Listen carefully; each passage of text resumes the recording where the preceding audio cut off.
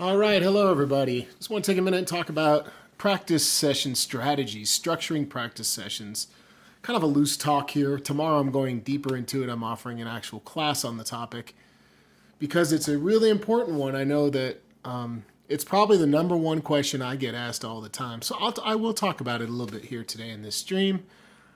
Before I forget, that class is happening tomorrow. You can go to harmonica123.com right on the homepage to learn more about it. I also want to mention that today I'm going to go live again at 3 p.m. Central, so make a note of that because I'll have my good buddies Hank Shreve and Joe Filisko with me. And Hank and Shreve are some of my favorite players out there. They just happen to be amazing teachers as well. So we are going to go live today at 3 p.m. with those guys to talk about the upcoming Global Blues Harmonica Summit. I haven't offered one of these. It'll be a year by the time we do it. I would think around a year since the last one. So I'm really excited to have them. What will we be doing in that summit? You'll have to tune in at 3 p.m. Central to learn more about that event. So let's talk about practice strategies. Practice strategies. You know, in this class, one of the things I want to get into is the fact that there's not like a one-size-fits-all approach to practice sessions. And I think that's number one due to the fact that we all have various learning styles. Number two, each day is different. So I think our capacity for being able to focus for a given amount of time changes day to day or week to week. And number three, I think that's coming to mind right now is that you get bored if you do the same thing every time you sit down to play the harmonica and practice. I'm guessing there's plenty of people out there that their practice session consists of just kind of jamming. I know I did a lot of that early on where you turn on a backing track and you're just like, I'm going to jam today and that's my practice. And that is good practice. There's nothing wrong with that. But I think what's going to be cool is that in tomorrow's class, I'm going to talk about how we can structure, like how long should your practice sessions be? How often should you practice? So let me talk about that for a minute. I'm sure I'm not the first person that you've heard this from, but consistency is more important than anything. How often you practice is more important than how long of a practice session you engage in.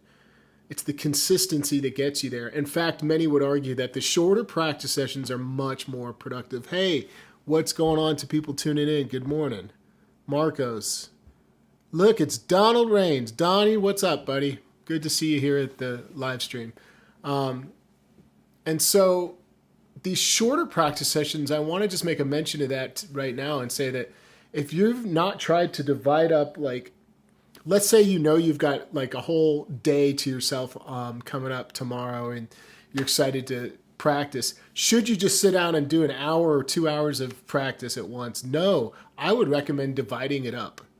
If you're that focused and anxious to get going and you're going to be able to maximize that by focusing and not getting distracted, it'd be better to do like 20 to 30 minute sessions, 2 to 3 of those throughout the day, or even shorter sessions and more of them than to do one big long one. And let me tell you why.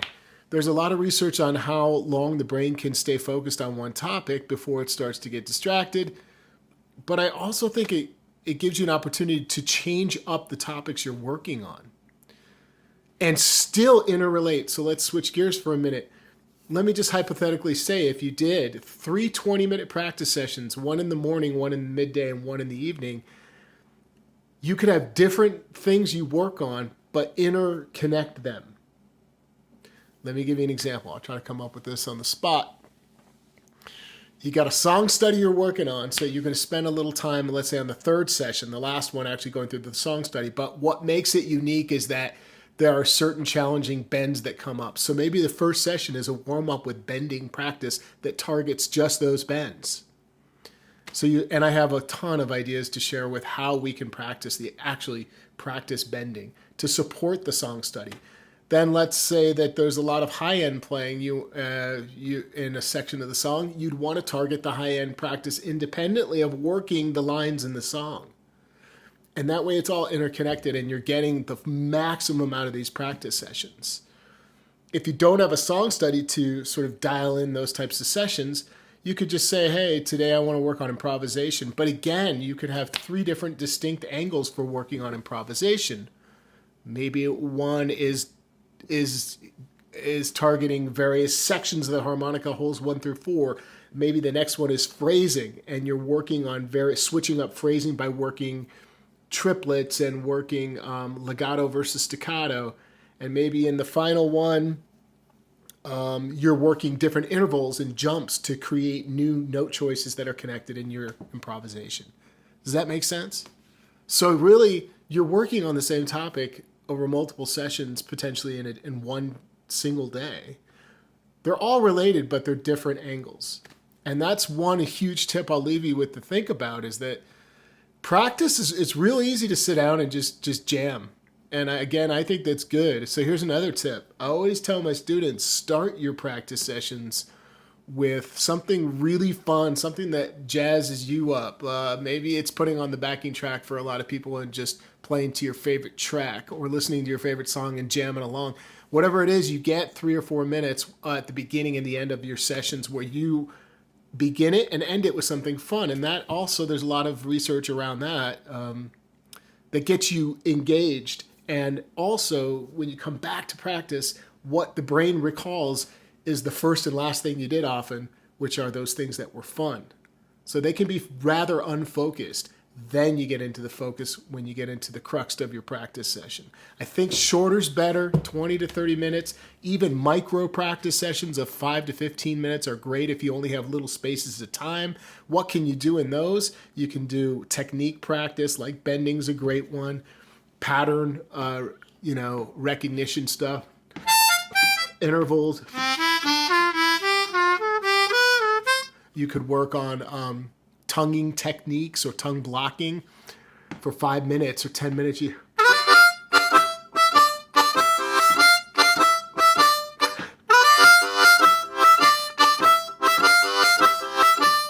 That's a 1-chord kind of thing with tongue blocking off of the 5 draw, 5 blow, and 4 draw, and 5 draw, 5 blow, 4 draw.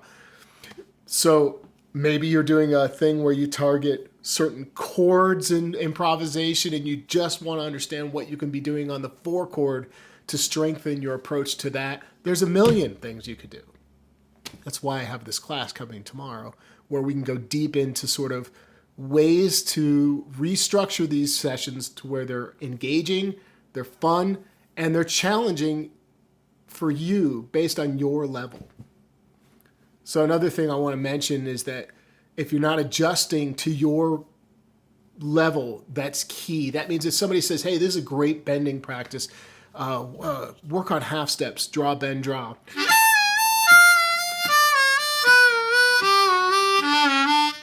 And you're like, that's great idea, but I'm not competent enough at bending to do that. Well, then you can adjust it.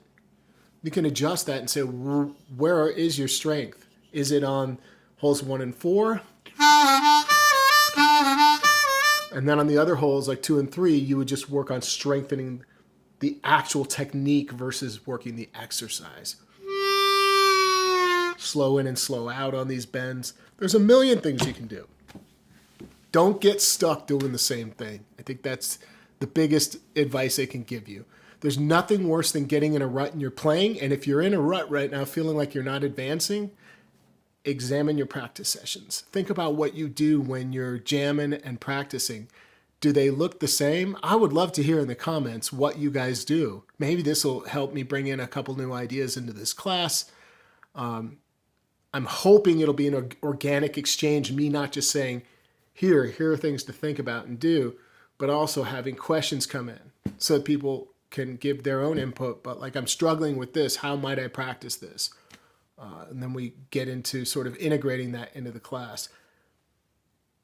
If you missed it, today at 3 p.m., please tune in. 3 p.m. Central today.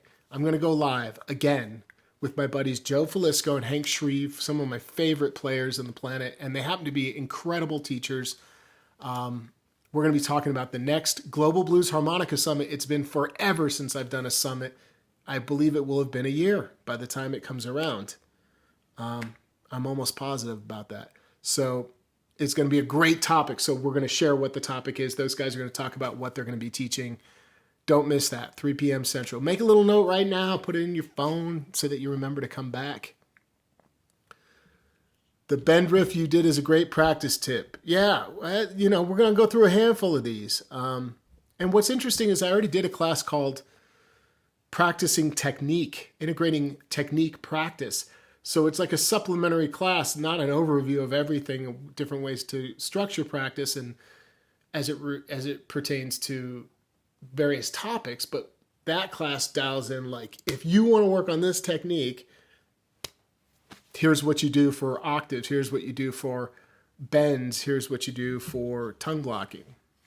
Let me see what I'm missing in the chat.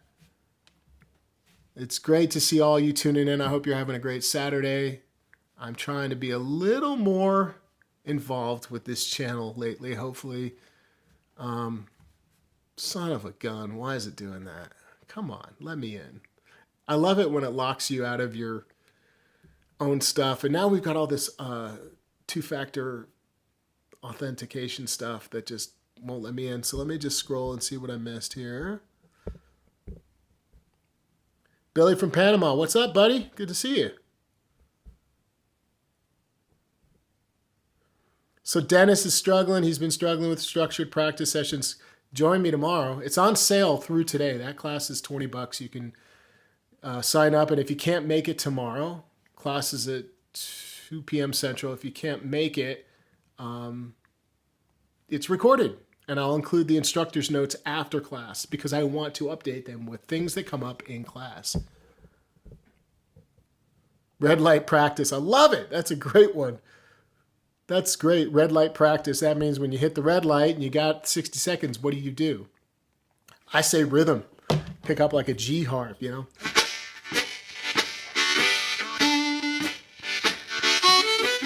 You know, what's cool about practicing the rhythm is you got straight chordal practice just off the chords, but you got these fun little rhythms that you can integrate that have the riffs going around the rhythm.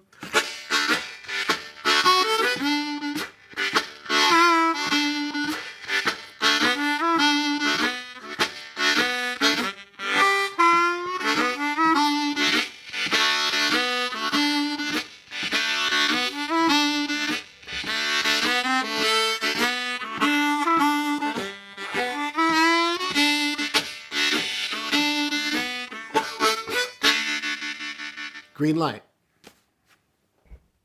And you're on to the next thing while you're driving at that point. Time zone is 2 p.m. Central, Doug. If you go to the homepage, you'll find the details. Homepage at harmonica123.com. 2 p.m. Central tomorrow. Great topic. I like switching between harp keys. Yeah, me too. I like to switch it up in one song. You're in the same key, but you're using various position work, or just in general switching up. You know, that's an important topic. Just not. How many people get stuck playing the same key harmonicas, where like every time you pick it up, it's always the A or it's always the G or the C or whatever the key is.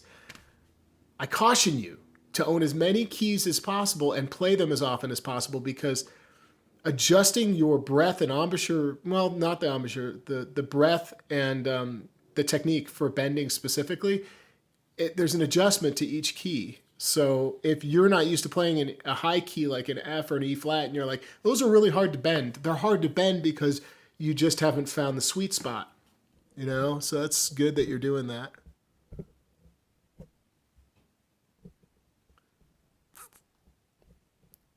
Yeah, Summit, come back at today. Again, today, also at 2 p.m. Central. Is it 2 p.m.? No, sorry. Wait a minute. Shoot. Shoot. It's 2 p.m. It is 2 p.m. No, sorry. It's 3 p.m. Central. Shit. 3 p.m. Central. Maybe I should schedule it, but I always have issues when I schedule it. It's 3 p.m., so if you want to mark that down, 3 p.m. Central for the live stream today with Joe and Hank talking about the summit. Tomorrow's class is 2 p.m. Central. That's confusing a little bit, but it is what it is. I need more structure in my practice. Would it be good to practice exercises over backing tracks? We'll talk about it. We'll talk about this topic in class. Absolutely. In fact, backing tracks are probably the most properly underutilized tool that we have. Most people turn on a backing track and jam. It's a free-for-all. I like to target various angles. You could work so many things into a backing track. So we'll be talking about angles with backing tracks tomorrow. I'm going to give specific examples of what I might do. Some of those might include how to work in bass lines, how to work in bending exercises, how to work in interval training into a backing track, how to work in, there's a million angles you could do, technique practice, etc. Or, as you said, hitting notes that adjust to the chord changes, root notes, harmony notes that work with these chord changes. Good deal that you're working towards those high keys, Marcos. You got to do that. If you're not working towards playing some of the higher keys, you pick it up and you're like, man, even the D harp can be a disconnect for people where they just feel like they cannot bend. Look who's here, Hank Shreve. What's up? Hank, I was just mentioning, maybe you caught it, but I will see you guys at 3 p.m. Central today. You and Joe Filisko, we're going to be pushing a little Zoom connection live to my YouTube channel to talk about the upcoming summit. I'll give you a hint. It has to do with New Orleans. It has to do with Louisiana. That's the topic for the upcoming summit. But if you really want to learn about what these guys are going to be sharing, join us so we can fill you in.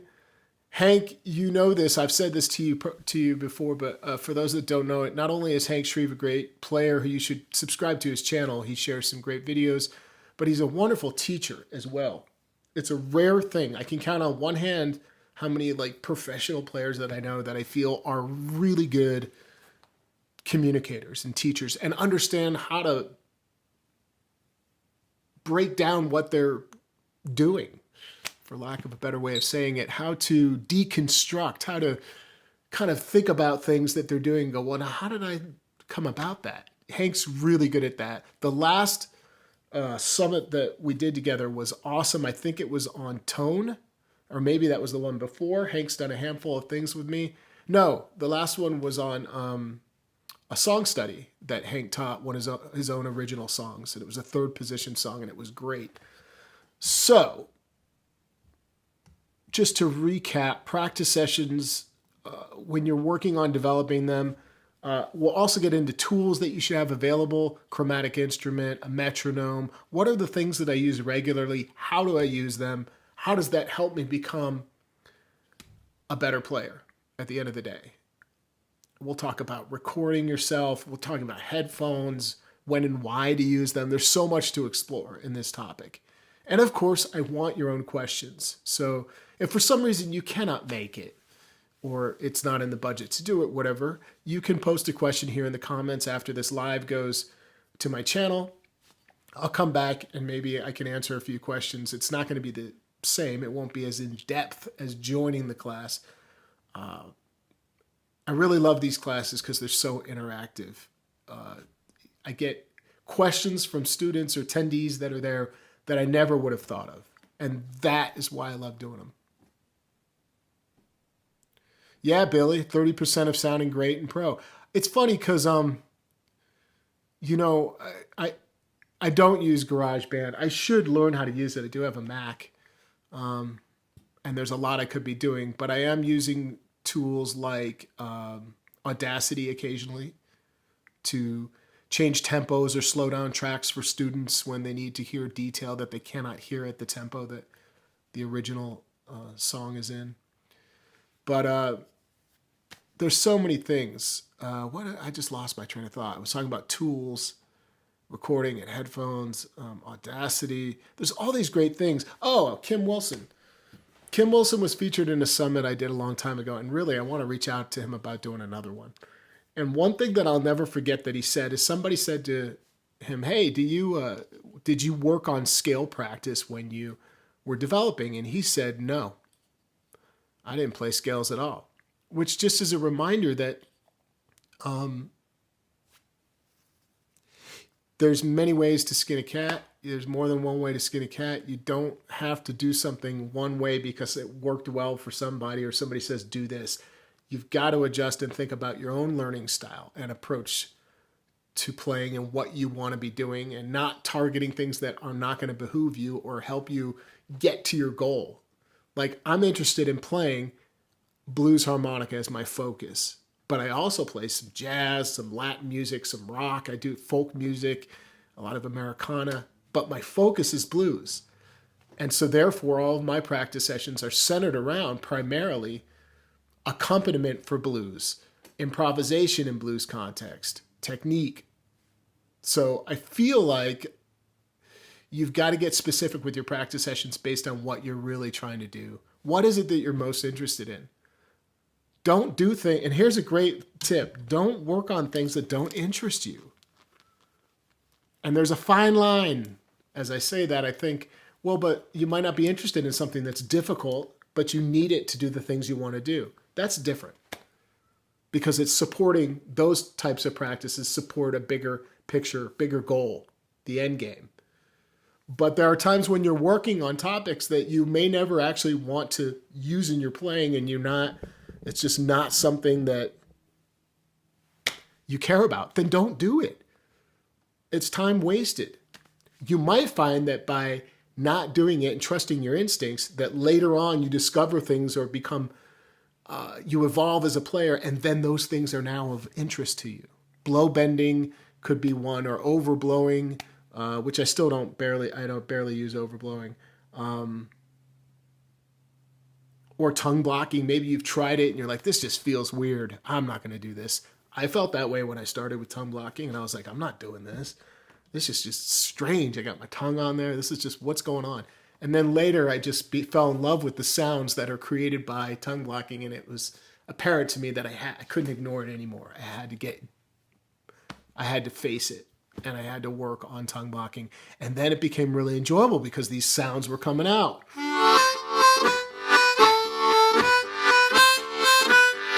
Etc.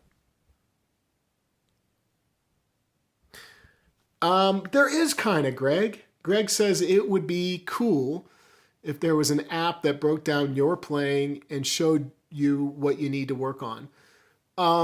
It's called a recorder. Just kidding. But it is. Just record yourself. There's never going to be an app exactly like that. But if you record yourself and you start doing that consistently, every single practice session, even the short ones, and just archiving them, filing them away into a folder called practice session and put the date on it. Put the date on those. You will find that is going to give you the answer you're seeking. You cannot hear everything as you're focused on this. You're not hearing all the actual reality of what's coming out of your instrument. You need to record it and go back. So that's the topic for today. I hope you got a couple tips out of this little live stream here. I hope to see you in class tomorrow. If you go to harmonica123.com, you'll see the details. And today at 3 p.m. Central, that's when Hank and Joe and I are going to live stream to the channel. That's like very soon. That's like in 3 hours, I think, from now. All right. Thanks for tuning in from Germany. Okay.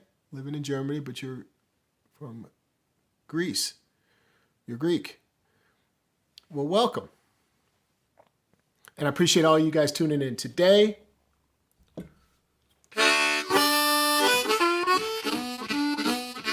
This is a G harp. Here's another last thought that's popping in my head. I said already, the more keys you own and the more keys you practice, the better and more fluent you become on each key. At least own a C, A, and a G. In my opinion, those are the primary keys you want right out of the gates. Then I would put a D right after that. C, A, G, D. At least own those keys if you can. And if your budget is tight, just go buy one that you can afford. There are various price points on your harmonica. So you can get one that's $20. You don't have to spend 40, 50, 60, 80 bucks on a harmonica. Some good choices for you in the world of Hohner would be for a budget or economy harmonica, like a Big River harmonica would be a nice choice, or maybe a blues harp. There are a couple that are less expensive than that that might work okay as well to get started. But if you can spend around 40 to 50 bucks, 45, 50 bucks, I think that's a sweet spot in the harmonica world. And I hope you all make it a great Saturday. Come back here. We've got 3 hours from now. I'll be live streaming. Please come back and join, or check out the recording after that's posted. Check out the class tomorrow. I really appreciate all of you guys. And feel free to leave me suggestions in the comments too of things you'd like to see on this channel. I've fallen out of the habit of doing the regular blues riffs by ear, the shorts that have been going up. Those were very popular, and I should have been paying attention and just kept doing them. And I got distracted with work and life and everything. So I'm going to hopefully I try to get back into doing that. So that's the deal. Y'all make it a great one, and I'll see you at 3 p.m. Central today for my next live stream. Thanks.